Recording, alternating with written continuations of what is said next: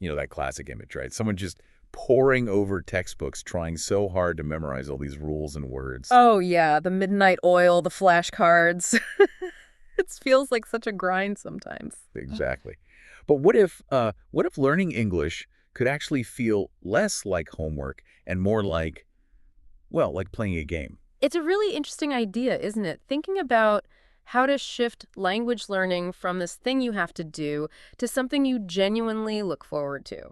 And that's what we're really digging into today, how games, how activities can be, these surprisingly powerful tools for your English journey. Absolutely. And this isn't just about like killing time or goofing off. It's about making the learning stick, making it more effective, and honestly, making it something you actually want to do. Right. So for this deep dive, we've been looking at insights from the English Speak podcast. They actually did a whole episode focused just on this. And our aim here is to kind of unpack why this playful approach works, regardless of where you're starting from, your age, your level, and give you some actual practical ideas, things you can try out. Yeah, because when you think about it, how do we learn anything? Well, that little spark, that bit of enjoyment, that often makes the difference, right? Between info that goes in one ear and out the other, and stuff that actually stays with you. Totally. So, yeah, let's explore why games and activities are such great tools for picking up English. Okay, so let's really get into the weeds here. Why are games and activities such uh, game changers, if you'll pardon the pun, for learning English? Well, the podcast source really emphasized how games get your brain working in different ways. It's not just passive, like reading. Right. They actively make you recall things, words, grammar, and they sharpen your problem-solving skills because you're figuring out the game itself. So you're not just sitting back, you're actively doing something, thinking. Exactly. And another really huge thing is how games tend to lower that anxiety barrier, that feeling of, oh no, what if I make a mistake? Ah, the effective filter, they call it. Precisely that. When Uh, you're caught up in the fun, trying to win or just playing along, that fear of messing up, it just kind of fades away. That makes so much sense. I know when I'm trying something new, if I'm relaxed and having a good time, I'm much more likely to just try stuff out. And that's exactly it. That relaxed vibe leads to more experimenting with the language. You're less worried about getting every single sentence perfect right away, Yeah. which means you end up speaking more freely, more confidently. Okay, so let's talk specifics.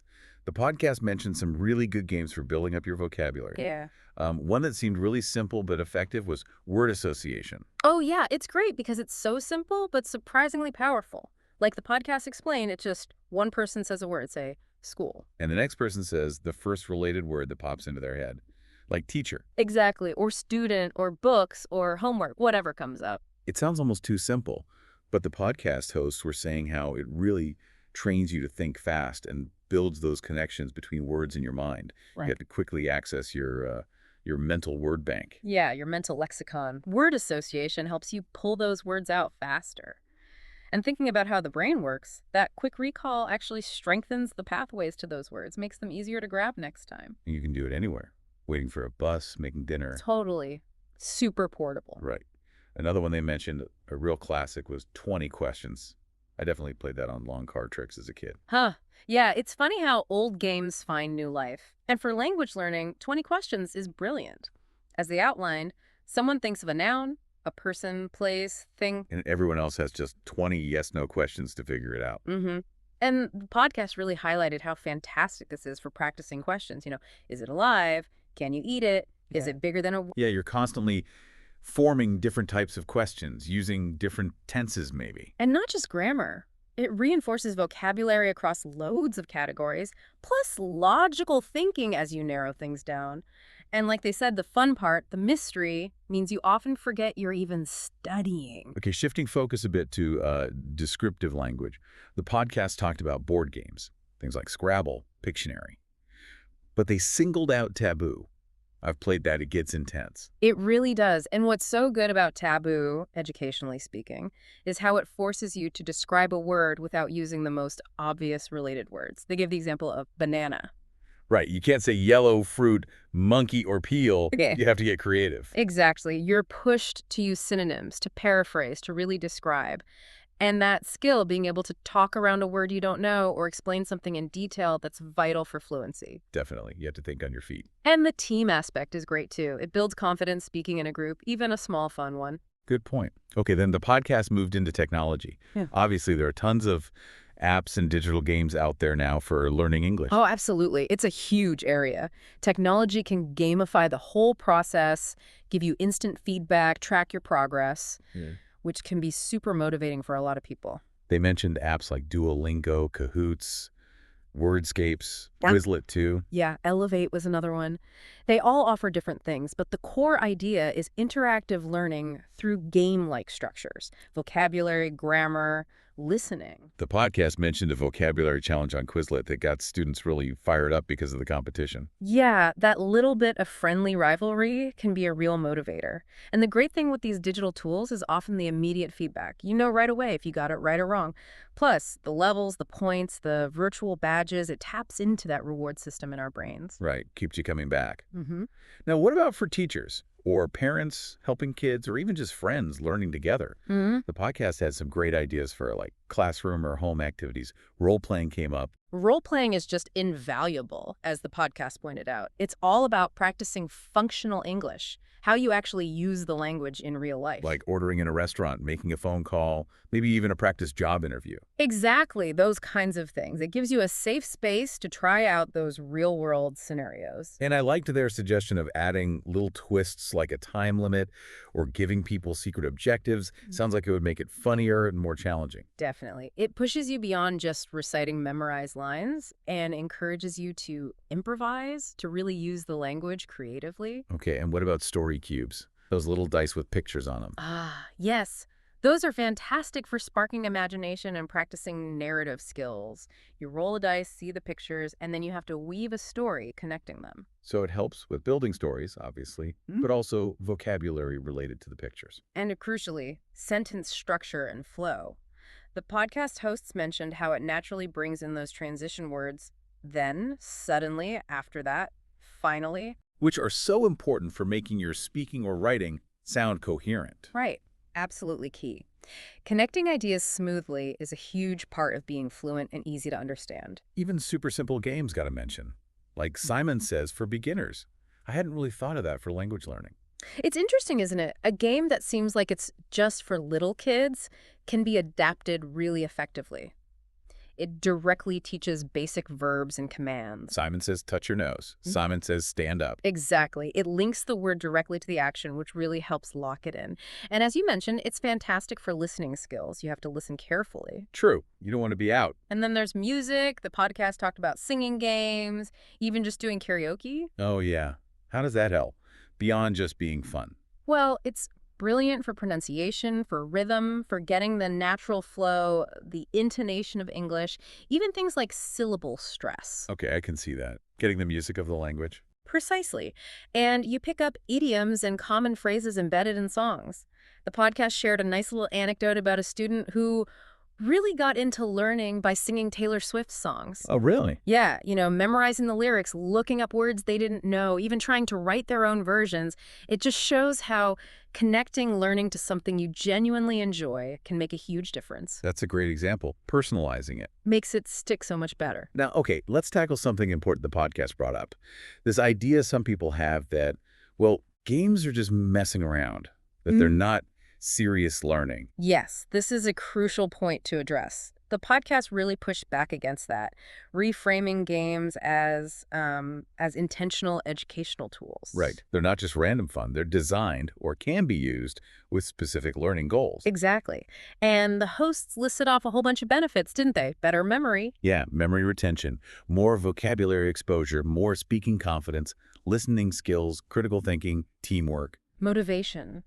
Creativity. Even grammar, indirectly, through hearing correct forms or building sentences in the game.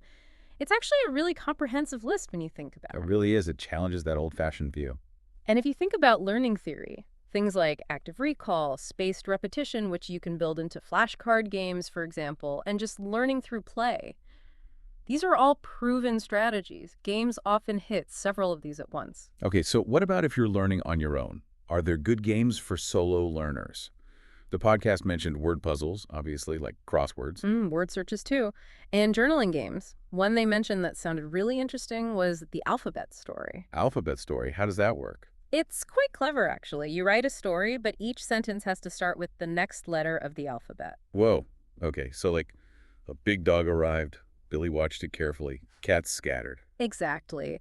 It really forces you to think outside the box, use different sentence structures, and dig deep for vocabulary starting with specific letters, especially when you get to X or Z. Huh? Yeah, that sounds like a proper challenge, but maybe quite fun.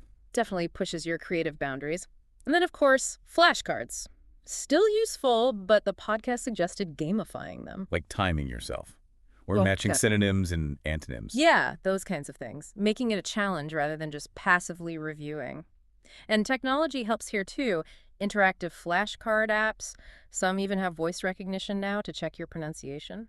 Oh, cool. And what about mimicking?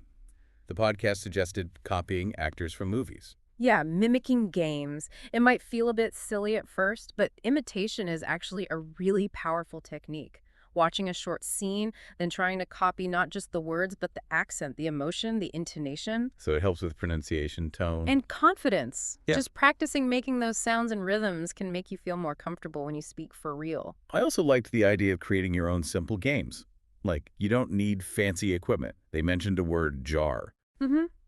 Just write new words you learn on slips of paper, put them in a jar, and then maybe once a day, pull one out and challenge yourself to use it in a sentence or a short story. Simple but effective. Yeah. Or a daily challenge wheel. Yeah, like make different sections, use an idiom today, describe your lunch in detail, ask someone 3 questions, tell a short anecdote, spin it each morning, and that's your little English task for the day. That sounds like a great way to keep things fresh. And the key point the podcast made here was about consistency. These small, playful activities, done regularly, that's what builds progress. Right, it's not about spending 5 hours cramming once a week. Exactly. Short, regular, enjoyable engagement. Games help build that habit, integrate learning into your day so it feels less like a separate, burdensome task, Yeah. more like just life. And finally, a really important point, mistakes.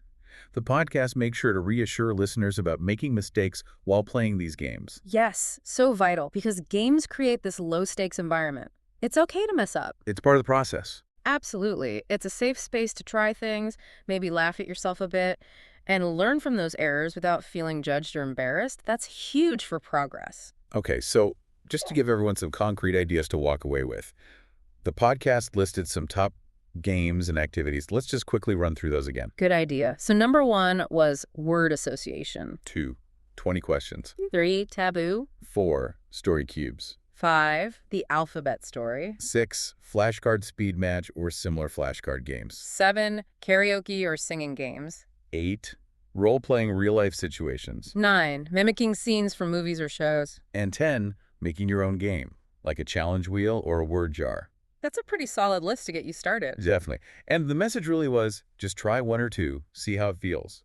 Because the best part, as they emphasized, is that you can actually have fun while you're learning. So yeah, as you go forward with your English learning, really think about bringing in that element of play. Don't be afraid to use these games. They're genuinely helpful tools. We really hope you'll give some of these a go in your routine. And hey, let us know how you get on. We'd love to hear about your experiences, which games worked for you, or maybe other fun ways you found to learn English. Yeah, that's a great thing to think about.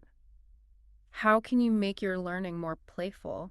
Maybe you already have some favorite ways, or maybe you'll discover something new inspired by this. We'd be really interested to hear. Ultimately, this whole deep dive, looking at the ideas from the English Speak podcast, it just reminds us that learning a language doesn't have to be this constant uphill battle.